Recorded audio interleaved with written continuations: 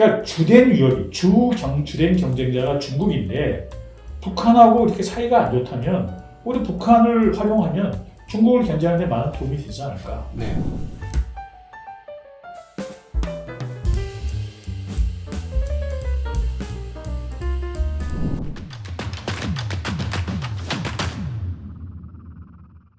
자, 그러니까 러시아가 중국과 적절한 관계를 맺고 미국이 열어들면 거기에 호응하면서 세계의 무대로 다시 재진출하게 된다면 네. 저는 한반도, 한국 등에 네. 공간이 무지하게 많이 열리게 될 것 같은 생각이 드는 거예요. 근데 이 책이 딱 나왔습니다. 트럼프는 김정은에게 불을 수호하니까. 네. 결국 여기서 이런 그 시대적 정황이 북한을 다시 한번 호출하지 않겠는가. 네. 그렇다고 보시는 거예요? 흔히들 우리 국민들 중에 많은 분들이 이제 트럼프가 김정은에 대해서 좀 우호적인 발언도 하고 자꾸 이제 접근을 하니까 도대체 왜 그럴까? 이게 많이 궁금해하시잖아요. 네. 어떤 분들은 뭐 노벨상 받으려고 하는 거 아니냐. 근데 뭐 미국 대통령이 무슨 노벨상을 그렇게 높게 생각을 안 하거든요. 네. 네, 뭐 노벨상 받으려고 한다는 건 좀 이게 좀 말이 안 되고요. 결국은 이제 뭔가 노림수가 있는 거죠. 네. 전략적인 노림수.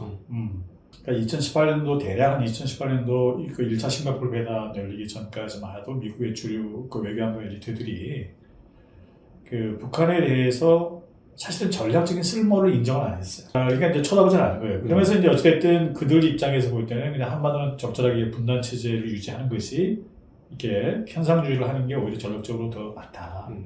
여기서 이제 상대를 안 한 거거든요, 말하자면. 2018년도 1차 싱가포르 회담 열리고 2차 하노이 회담 열리고 세 번째 이제 판문점 회담을 하면서 그 트럼프도 트럼프지만 그 미국의 그 외교안보 엘리트들이 말하자면 북한에 대한 좀 심층적인 연구를 한 것 같아요. 스터디를. 네. 말하자면. 알게 된 거죠. 그렇죠. 알게 된 거예요. 그러니까 이제 북한의 역사도 좀 정확히 알게 되고 그러니까 그 전까지만 하더라도 우리 국민들도 많이 이제 그렇게 아직도 알고 계시는 분들이 많은데 대략 뭐 북한은 그냥 중국의 말하자면 뭐 좋게 말하면 형제 국가이고 그래서 뭐 대충 중국의 어떤 그 통제하에 있는 그 중국의 말을 듣고 순응하는 속국 정도. 예. 그러니까 뭐 대충 중국에 얘가 뭔가 욕을 하면 중국이 알아서 좀 이렇게 북한을 컨트롤 하는 걸로 미국 사람들도 많이 생각을 한 거예요. 미국 외교 엘리트들이 그렇게 계속해서 중국한테 특별히 민주당 정부 때 훨씬 더 자주 중국한테 쟤네 뭐 비자를 못 쓰게 제어해라 이런 얘기 한 거죠. 예, 그렇습니다. 그러니까 이제 그런데 그게 이제 효과가 없었잖아요. 효과가 없었는데 많은 전문가들이 이제 새로운 사실을 알게 된 거죠. 자기들이 조사를 해보니까 스터디를 해보니까 북한하고 중국하고 사이가 상당히 안 좋다. 이게 많은 갈등이 있었고 지금도 있고. 그리고 곰곰이 들여다보니까 구조적으로 이게 참 친해지기 좀 어려운 말하자면. 그래서 이제 그 전문가들 리포트들이 계속 좀 나오기 시작을 하고 이제 제가 제일 주목한 거는 제 책에서 좀 자세히 소개를 했습니다만은 2022년도 1월달에 그 미국의 의회 자문기구인데 미중위원회라는 데가 있습니다. 상당히 중량감 있는 기관 자문기구인데 그래서 이제 미국의 그 동아시아 쪽 그 전문가들이 모여서 집단적으로 이제 그 리포트를 하나 이제 뭐 토론을 거쳐서 이제 리포트가 하나 나오는데 그 리포트 제목이 말하자면 북한과 중국의 전략적 균열이에요. 전략적 균열. 엄청난 균열이 있다는 거죠. 그 배경과 왜 그런 현상이 발생했고 그게 미국에 갖는 의미가 뭔가 라는 제목의 이제 리포트가 나오는데 그 전까지는 둘이 친한 줄 알았는데 그렇죠. 생각보다 별로 안 친해요. 예. 그러니까 이거는 이제 미국의 정말 최고의 전문가들이 모여서 이제 만든 리포트인데 그래서 이런 갈등을 오히려 미국이 활용을 해야 된다라는 거죠. 그러니까 주된 위협이 주된 경쟁자가 중국인데 북한하고 이렇게 사이가 안 좋다면 우리 북한을 활용하면 중국을 견제하는 데 많은 도움이 되지 않을까. 이제 그 북한이 전통적으로 이제 그 중국의 입장에서 볼 때는 일종의 완충제도 버퍼 역할을 해왔거든요. 지정학적으로 보면. 순망치 않은. 그렇죠. 어쨌든 중국 입장에서는 그 북한이 자기들에게 적대적인 지금 미국이죠. 그 미국 편에 기우는 거를 원하지 않는 거죠. 그걸 원하지 않고 그걸 막기 위해서 여러 가지 노력을 해왔는데 워낙 지리적으로 가까운 데다가 솔직히 말해서 그 북한에서 예를 들면 미사일을 발사한다든지 하는 경우에 지금 뭐 북경이나 베이징이나 상해가 너무 가깝잖아요, 사실은. 그렇죠. 이제. 그러니까 대단한 위협이 될 수 있는 거죠, 군사적 위협이. 네. 군사적으로도. 그래서 어떻게 보면 미국이 만약 북한과 그 관계를 개선해서 정말 군사적으로 만약 활용할 수 있다면 네. 돈 하나도 안 들이고 엄청난 무기가 되는 거예요, 말하자면. 그렇죠. 지금 미국 입장에서는. 남중국해하고 비교할 수 없는 비교할 수 없는. 그렇죠. 음. 그러니까 베트남도 사실 이제 그런 지정학적 가치가 있어서 관계를 개선한 거란 말이에요. 그러나 베트남보다 훨씬 가치가 큰 거예요, 말하자면. 네. 그 미국 입장에서 볼 때는. 저는 이제 트럼프나 그 트럼프 주변에 있는 전략가들이 지금 그 점을 보고 있다고 생각을 하는 거고요. 네. 그게 지금 북한에 대한 접근을 하는 주된 가장 원인일 것이다. 네. 만약에 북미 관계가 개선이 되면은 아까 좀 러시아 말씀하셨는데 지금 북한이 바로 러시아하고 이제 국경을 맞대고 있잖아요. 네. 그 사실은 러시아 입장에서는 중국에 대해서는 중국이 상대로 좀 워낙 이제 경제적 파워도 크고 하기 때문에 중국을 경계하는 입장이고 또 일본은 일본대로 과거에 뭐 러시아적이라는 또 그 역사적 경험 수치스러운 기억도 있지만 네. 지금도 영토 분쟁을 하고 있잖아요. 그러니까 상당히 껄끄러워한단 말이에요, 말하자면. 네. 그럼 러시아의 지금 그 소위 극동 지역을 예를 들면 개발을 한다고 했을 때 네. 어떻게 보면은 그 남북한이 네. 러시아 입장에서 볼 때는 가장 만만한 거예요. 부담이 없어요. 네. 위협이 안 되는 거잖아요. 말하자면 자기들한테. 네. 그러니까 가장 이상적인 파트너가 되는 거예요. 네. 러시아 입장에서. 그러니까 예를 들면 우리 한국의 이제 상대적으로 한국의 자본이나 기술, 예를 들면 북한의 노동력이 결합해서 그 이제 국동지역 개발에 나선다 그러면 정말 러시아는 큰 환영을 할 거예요. 말하자면. 네. 예. 중국이 와서 하겠다 그러면 좀 부담스럽고, 네. 일본도 뭔가 좀 껄끄럽고. 네. 그래서 이제 아까 말씀하신 그런 그 러시아의 파이프라인 이런 것 같은 경우도 이제 비로소 북미 관계가 개선돼서 정말 남북 관계가 다시 개선이 됐을 때 네. 사실상 그게 이제 가능한 현상이 있는 거잖아요. 말하자면. 그러니까 우리 입장에서 볼 때는 그 엄청난 이제 그 잠재력이 네.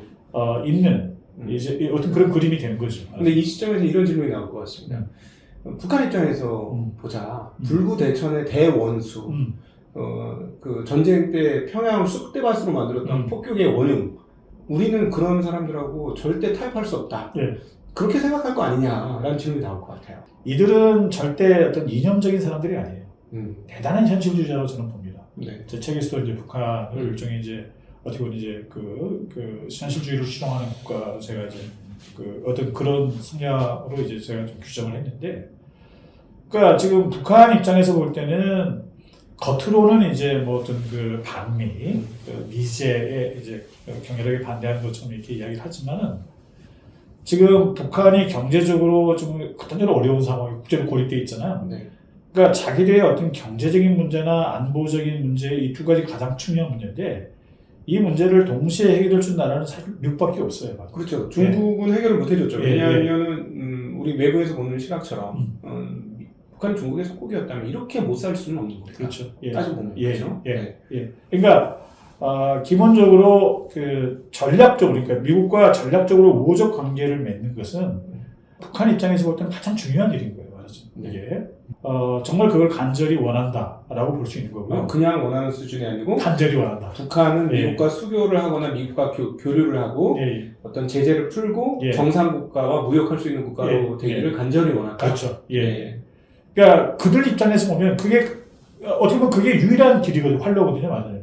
그리고 이제 어쨌든 자기들 비록 좀 핵을 가지고 있어서 자기들이 적어도 이제 쉽게 공격을 당하지 않을 것이라는 그런 안보상의 이제 자신감은 좀 있을지 모르겠지만 지금 이렇게 국제로 고립된 상황에서 뭐 경제적으로는 지금 사실 출구가 별로 안 보이잖아요. 그 트럼프 정부와 이제 김정은 사이에 어떤 협상이 이룰지는 아직은 뭐 섣불리 예측하기는 어렵지만은 그 김정은 북한 입장에서도 대단히 적극적으로 나오지 않을까. 네. 어쨌든 미국과 관계 개선이야말로 네. 북한의 앞으로 이제 운명을 결정짓는 네. 가장 중요한 이제 네. 일이라고 저는 생각을 합니다. 트럼프 1기 때 볼튼이 등장하면서 사실을 파국이 갔는데 네. 그게 여전히 가장 중요한 문제가 될 것 같습니다. 네, 그 결국은 북한의 핵 문제를 어떻게 할 것이냐 이 문제인데 북한 입장에서는 우크라이나도 받고 네. 그다음에 옛날에 시리아도 예. 받고 예. 그리고 훨씬 더 많은 핵 전력을 가지고 있다라고 인정받고 있는 상황이기 때문에 미국이 원한다고 교류하고 무역하기 를 위해서 그동안 쌓아놨던 업인 핵 전력을 포기할 수 있겠느냐. 1기 때라면 가능할 수 있었을 것도 같아요. 제가 보기엔 지금은 아닐 것 같은 느낌. 그렇습니다. 이게 쉽지가 않죠. 그게 이제 제일 큰 난관이죠. 난관인데, 그러니까 북한 입장에서는 먼저 핵을 포기하는 그러니까 먼저 비핵화하는 거는 절대 응하지 않겠죠. 그거는. 네. 그러니까 결국 미국의 태도인 거예요. 미국 입장이. 그러니까 미국이 선 비핵화를 요구하지 않은 상태에서 네. 관계를 정상화할 것이냐, 오직 관계를 맺을 것이냐. 그럼 미국의 선택의 문제거든요. 네. 근데 지금 미국의 최근에 나오는 여러 가지 자료나 이런 걸 볼 때 미국의 흐름은 뭐냐면 선 비핵화는 요구한다면 비현실적이다. 네. 북한이 뭘 가능성이 없다. 지금 많이 해봤잖아요. 네. 그러니까 걔들이 지금 안보에 대한 이제 그게 유일한 무기인데 네. 아무런 수단이 없잖아요. 지금 사실 북한이 네. 이제 그거를 먼저 너희들이 핵을 다 포기하라는 것은 그냥 너 죽어라 이런 소리밖에 아니기 때문에 절대 걔들이 응할 리가 없다. 네. 그래서 이제 미국의 그 엘리트들도 이제 그 점을 충분히 인식을 하고 그래서 뭐냐 현실적으로 사실상 핵 보유국인 걸 인정을 하되 네. 핵을 동결하고 핵이나 미사일을 추가 이제 개발하는 것을 동결하고 한 상태에서 관계를 이제 좀 우호적 관계를 맺고 그런 다음에 점진적으로 대화 협상을 통해서 단계적으로 좀 줄여나가자. 네. 라는 게 지금 이제 트럼프 정부의 입장이다. 네. 이렇게 봐야 될 것 같습니다. 자, 그럼 여기서 나올 수 네. 있는 질문은 네. 지금은 저희가 이제 미국과 북한의 입장에서만 얘기를 했고 네. 중국의 입장이 있습니다. 네. 책에서도 그 얘기를 여러 번 했는데 네. 1차 트럼프 1기 때 네. 미국과 북한의 그 대화의 물꼬가 트고 네. 정상회담이 있고 나서 네. 거의 그 관계가 많지 않았던 중국과 북한의 관계가 대화가 네. 급격하게 증가하고 네. 정상회담 없었던 정상회담이 맞습니다. 나왔다 맞습니다. 이런 얘기를 하고 있죠. 네. 그만큼 중국 입장에서 이게 엄청나게 신경 쓰이는 일이니까요. 그렇습니다. 예, 네. 그렇습니다. 그러니까 어쨌든 중국 입장에서는 가능하면 이제 한반도가 이렇게 분단된 체제로 네. 그러면서 그러니까 북한이 미국에 기울지 않고 이 상태로 네. 있기를 원하는 거죠. 1차 싱가포르 회담이 열리기 전까지만 하더라도 거의 6년 이상 이제 아예 사실 그 시진핑 1기 때 네. 그 임기가 5년이었지만 한 번도 김정은을 만나지도 않았어요. 회담을 아예. 예. 네. 그러니까 그만큼 이제 사이가 아주 안 좋은 사이였고요. 갑자기 이제 김정은이 트럼프하고 회담을 한다 그러니까 네. 갑자기 초청을 해서 이제 만나기 시작한 거거든요. 네. 그러면서 이제 여러 차례 걸쳐서 회담을 하고 결국 나중에 이제 평양까지 방문을 하게 되면 저는 이제 그때 당시 그 모습을 보면서도 야 정말 이게 중국이 엄청나게 당황했구나, 네. 급했구나, 네. 이제 그런 모습을 많이 보여줬거든요. 지금 이제 미국이 트럼프가 저렇게 막 공개적으로 적극적으로 지금 이제 어떻게 보면은 그 김정은에 대해서 이렇게 뭐 우호적 태도를 보이고 하는 것에 대해서 중국은 엄청 신경 쓰이겠죠. 네. 이제 그리고 더더나 지금 최근은 이 북중 간의 사이가 아주 안 좋거든요. 말하자면 아주 안 좋은 사이란 말이에요. 최근에? 예, 최근에요. 네. 특히 이제 러시아하고 이제 북한하고 관계가 좋아지고 이후에 아주 안 좋아요. 지금. 오히려 예. 북한이 러시아로 인해 수통이 열리니까 중국하고 더 좀 그렇습니다. 지금 상당히 사이가 안 좋아요. 사이가 안 좋기 때문에 더더욱 이제 신경 쓰이겠죠. 쟤네들이 이제 북한이 결국 이제 미국하고 손잡고 그렇게 되면은 정말 뭐 참 많이 신경 쓰이겠죠. 네. 중국 입장에서는 현재 이 상태를 유지하는 게 가장 좋은데, 그렇습니다.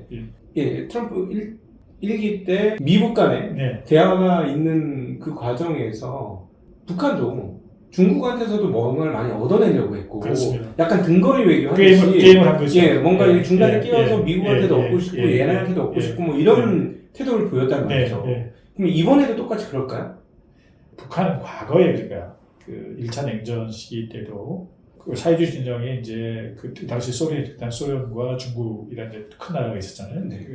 근데 이제 소련과 중국 사이에 일찍이 이제 말하자면 이제 갈등이 생기고 대립이 생기잖아요. 거의 그 50년대 후반부터 이제 좀 여러 가지 문제가 있다가 1960년 되면 완전히 이제 사이가 많이 틀어지거든요. 말하자면.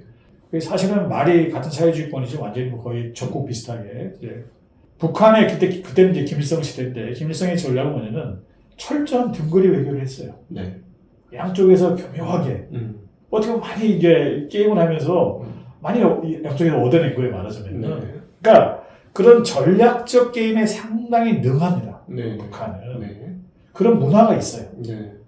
그러니까 북한 입장에서 제일 베스트는 뭐냐면 베스트 시나리오는 걔들 입장에서는 어쨌든 미국과 지금 현재는 이제 신냉전이 이제 주축이 미국과 미중 간의 이제 경쟁이기 때문에 미국과 중국 사이에 끼어서 뭔가 양쪽에서 얻어내면 가장 베스트겠죠. 네. 교묘한 게임을 할 수도 있다고 생각을 해요. 네. 북한 입장에서. 북한에서. 그렇죠. 네, 북한 입장에서는. 근데 이제 북한도 그건 알아요. 중국이 기본적으로, 그러니까 이렇게 중국에서 얻어내는 것보다 미국에서 얻을 게 훨씬 더 많다.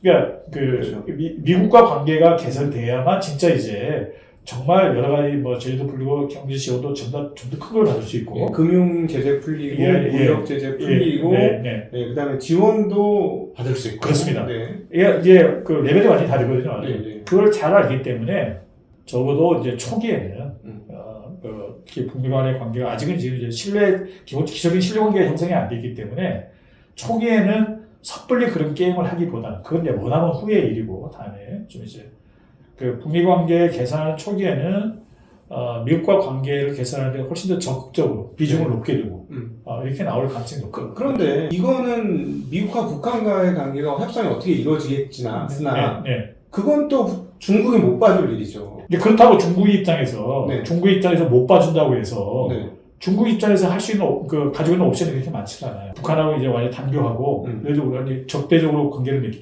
적대하겠어. 이렇게 할 수 있겠어요? 쉽지가 않습니다. 쉽지가 않아요. 그러니까 뭐냐면은 중국의 입장에서는 이게 참 좀 곤혹스러운 게 중국은 1992년에 우리 한국과 수교를 했잖아요. 그때 북한이 중국에 느낀 배신감은 어마어마했거든요. 북한 애들이 볼 때는 이미 배신자인 거예요. 오래전에. 이제 와서 내가 미국하고 관계를 개선하겠다는데 네가 반대할 수 있어? 이렇게 할 명분이 없어요. 러시아는 무슨 입장을 취할까? 갑자기 그게 궁금해진다. 러시아는 북미 간의 관계가 개선되는 걸 원할 거예요. 그래요? 왜냐하면은 러시아 입장에서는 이제 북미 간의 관계가 개선이 되면 아까 말씀드린 대로 남북 간의 관계도 개선될 가능성이 높아요. 그러니까 북한하고 미국하고 관계가 개선되면 어차피 우리가 한국하고 미국과 관계는 아주 동맹이니까. 근데 굳이 남북한에 계속 적대적 관계로 남아야 되느냐. 사실 그건 미국 입장에서 보면 불편할 수도 있잖아요. 예를 들면 남북 간의 관계도 개선될 가능성이 높아지는 거죠. 그래서 남북 간의 관계가 개선이 되면 아까 말씀드린 대로 러시아 입장에서는 경제적으로 얻을 수 있는 베네핏이 많아요. 이익이 많고. 그러니까 유럽에서 끊어졌던 가스관을 우리한테 팔아먹을 수 있고. 게다가 일본까지도 연결할 수 있고. 일본은 이미 하고. 잠재적으로. 그 가능성도 있고. 어쨌든 남북한이 평화적 관계를 맺고 전체적으로 남북한의 하드파워가 커지면은 그게 결국은 중국을 견제하거나 일본을 견제하는데도 유리하다고 볼 수 있는 거예요. 러시아는 어차피 아시아에 자기 주된 그 전력을 다 투입할 수가 없거든요. 주로 유럽적인 거지. 그러니까 이 아시아 쪽에서 아시아 쪽에서 어떤 세력 균형을 위해서는 중국이 너무 좀 상대적으로 크잖아요. 일본은 상대적으로 많이 약해져 가고 있고. 그러니까 한반도가 남북한이 상대적으로 좀 파워가 좀 커져서 적절하게 좀 이제 균형을 이룰 수 있는 이런 구도를 원하는 거죠. 그러면 경우에 따라 자기가 필요할 때 개입을 하게 되면 자기는 뭔가 영향력을 행사할 수 있잖아요. 그런 구도를 원한다고 봐야죠. 그러면 이제 청구서가 누구한테 날아올 거냐라는 생각도 하게 됐어요. 결국 청구서는 남한한테, 한국한테 넘어오겠구나. 미국이 만약에 북한하고 뭔가 할 때 자기 돈 들여서 할 것 같지 않은 거예요. 곰곰이 생각해보니까. 그러니까 그 청구서가 우리 당장 주한미군 방위 분담금 이런 거 아니라면은 제가 볼 때는 아니라면은 우리가 예를 들면 이런 거죠. 제가 제 책에 소개했습니다만 옛날에 우리 한미합사 사용원했던 빈센트 브룩스 장군이 이제 쓴 글에도 그런 좀 아이디어가 나와요. 북한의 이제 경제 발전을 지원하는데 오히려 거기서는 미국 쪽에서 오히려 자기들이 일종의 펀드를 만들겠다. 그 역할을 약간 이제 나눠서 금융 쪽 지원은 주로 미국이 많이 하고 아무래도 그 자원이 많으니까. 그리고 이제 다른 쪽 지원은 우리 한국이 좀 담당하는 식으로 이렇게 제안을 하는데. 미국 입장에서는 그러겠죠. 예를 들면은 너희들이 지금 북한을 이렇게 예를 들면 경제적으로 지금 아주 좀 공공에서 벗어나게 하는데 여러 가지 지원이 필요한데 너희들이 좀 많이 투입을 해라. 그런데 이 점에 관해서 저는 좀 견해가 달라요. 왜냐면은 이게 우리 많은 국민들이 아직도 이제 보면은 저희 퍼주기 이론.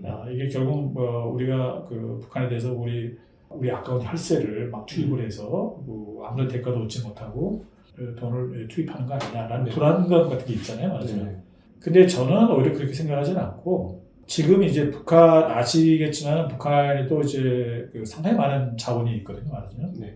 히트로 공속 같은 경우도 상당히 많은 매장장이 있는 걸로 추정이 되고 있고요. 만약 북미 관계가 개선이 돼서 여러 가지 좀 제재가 풀리면은 그 공적인 이제 개발금융 기관들이 있잖아요. 예를 들면 월드뱅크랄지 또는 ADB랄지. 사실 이건 미국도 절대 트럼프 성격상 미국에 뭐 세금을 쓸 일은 전혀 없어요. 택도 없어요. 네. 이런 공적 말하자면 이제 기관에서 뭐 자금을 쓸 수 있고. 그 일본 같은 경우는 그 소위 말하는 옛날에 식민지 그 지배에 대한 다른 게 배상금, 네. 소위 청구권 자금이라고 그러죠. 우리는 이미 받았어요. 오래전에 네. 얼마 안 되는 돈이 좀 받았는데 북한은 안 받았어요. 그래서 지금은 아마 현재 가치로 환산하면 꽤 큰 돈이 될 거예요. 예. 일본은 어찌됐든 만약에 북미 간의 관계가 개선되면 일본은 상당히 빠른 속도로 북한과 관계를 개선할 거예요. 그러니까 북미 관계가 개선이 된다면 미국하고 북한이 관계를 개선하면 일본 입장에서 한번 생각해보세요. 일본 입장에서 볼 때는 북한을 자기들한테 우호적으로 만드는 게 되게 중요한 일이에요. 전략적으로. 네. 일본 입장에서. 전쟁 위험이 없어지는 건가요? 전쟁 위험도 없어지고 일단 미국이 관계를 개선했으니까. 네. 옛날에 미국이 그 중국과 관계 개선할 때도 오히려 수견이 일본이 먼저 해버렸어요. 네. 중국하고도. 네. 일본이 그래요. 네. 그 저는 이제 북한과 관계에도 좀 그럴 가능성이 당연히 있다고 봅니다. 일본 사람들 좀 사고방식이 좀 일본이 저는 가지고 있는 최대의 말하자면 뭐랄까 미끼랄까 이거는 돈밖에 없거든요. 많은 돈을 주면서 우리가 어차피 줘야 되니까 주되 우리가 관계를 개선하자 이런 식으로 나올 가능성이 상당히 높고 그래서 생각보다 외부에서 그리고 이제 아까 말했지만 그 북한이 가지고 있는 많은 자원도 있기 때문에 좀 투자하려는 데도 많거든요. 사실은 외국의 그 민간 이제 회사 기업들 같은 경우도 상당히 많은 돈들이 들어갈 수 있다. 우리가 안 하더라도 예를 들면 그런 이제 제재나 이런 이것만 풀어주게 되면은 그래서 저는 오히려 우리가 많은 돈을 부담하기보다는 우리 기업들에게 오히려 좀 더 많은 기회가 생기지 않겠는가. 네. 북한이 본격적으로 인프라도 개발하게 되고 하게 되면 사실 우리 기업들이 좀 경쟁력이 있잖아요. 요즘 밖에 나가서 돈 벌 데도 없는데 엄청난 시장이 만들어지는 거예요. 말하자면 새로운 시장이. 그래서 우리 기업들에게 좀 더 많은 기회가 우리가 생길 수도 있다. 네. 저는 이렇게 좀 보는 거죠. 미국 입장에서 너희들이 돈을 들여서 북한을 개발해라. 저는 그렇게 요구를 하지도 않을 거라고 생각을 하고 또 우리가 그것도 해서도 안 된다고 생각합니다. 네. 자, 트럼프가 북한에 연락을 해서 만난다, 안 만난다? 저는 만날 거라고 봅니다. 제가 제 책에서 10월 30일 날, 금년 10월 30일 날 평양을 간다고 트럼프가 제가 볼 때는 이미 물밑에서 협상은 이루어지고 있다고 봅니다. 이미. 그러니까 이제 그런 핵심적인 의제들, 그런 비핵화랄지 여러 가지 의제들을 가지고 이제 아마 실무자들끼리 이야기를 할 거고 이미 이야기를 했잖아요. 이미 해봤잖아요. 네. 이미 싱가포르부터 하노이부터 쭉 이제 핵심적인 이슈가 뭔지 다 알고 있기 때문에 의견을 좁혀가는 이제 그런 협상을 현재 이미 좀 진행이 되고 있지 않을까. 네. 안타깝게도 지금 우리는 지금 좀 우리가 정부가 지금 어떻게 지금 개입할 수 있는 상황이 아니어서 지금 이러고 있습니다만. 그래서 어느 정도 진전이 되면 빠르면 6월이나 7월쯤 예를 들면 그 미국의 특사가 평양을 가서 특사가 예를 들면 김정부에 해당을 한다든지 이런 식의 1차 좀 조율을 하고 그런 다음에 이제 뭔가 이제 구체적인 합의가 되면은 트럼프와 김정은의 만남이 있을 것 같은데 아시겠지만 이제 미국 정부는 상당히 정치 일정이 템포가 좀 빠릅니다. 2년마다 이제 중간 선거가 있기 때문에 트럼프가 정말 이제 북한 문제를 풀어내고 싶으면은 2년 안에 성과를 내야 돼요. 지금 시간이 많지가 않아요. 그래서 저는 이제 트럼프가 임기 개시되자마자 당선자 시절부터 아주 적극적으로 지금 북한 문제를 거론하고 있고 거기에서 이제 아주 적극적인 자세를 보이고 있어서 올해 금년에 뭔가 좀 구체적인 정상회담도 있을 수도 있지 않겠냐. 이렇게 좀 조심스럽게 좀 생각을 하고 있는 거죠. 여러분 어떠셨습니까? 이 트럼프 이후에 투자하시는 분들은 엄청난 혼란을 겪고 있으시면서 트럼프 때문에 못 살겠다 하시는 분들 굉장히 많을 텐데요. 사실은 주식시장 입장에서 바라본 트럼프가 의외로 지리적으로 우리에게 영향을 미칠 수 있는 상황이 벌어질 수도 있다라는 오늘 시나리오를 써봤는데 과거에 이미 있었던 이야기이기 때문에 단순히 시나리오라고 얘기하기에는 너무 가까이 있는 이야기가 아닐까 하는 생각이 듭니다. 그래서 조금 더 궁금하신 분들은 과거 역사와 그래서 이 역사를 반추해 봤을 때 이런 가능성이 이렇게 열려 있다라고 쓴 책이 바로 트럼프는 김정은에게 무엇을 원하는가 하는 이 책입니다. 그동안 오랫도록 그 지정학에 대해서 연구를 해왔고 관심을 가지고 꾸준히 파오셨기 때문에 책이 일단 재밌어요. 그러니까 학술적인 게 아니라 제가 보니까 본인이 재밌어서 이거 찾아서 이 그림이 딱 집이 지어진 것 같다는 느낌을 저는 이 책을 보면서 많이 받았거든요. 그래서 보시면 아주 재미나게 읽을 수 있는 대목이 아닐까 싶고, 또 오늘 저희 중시학도 TV에서 니네 뭐 하는 거냐 이렇게 생각하실 수 있는데 느끼셨는지 모르겠는데 투자 아이디어가 정말 많이 숨어 있습니다. 네. 그렇습니다. 네, 어떤 투자 아이디어가 있느냐면 저는 러시아 관련된 이슈가 일단 가장 클 걸로 보여지고요. 그 다음에 이제 우리 과거에 많이 테마가 있었던 북한 관련도 있습니다. 하고 싶으신 말씀 있으시다면?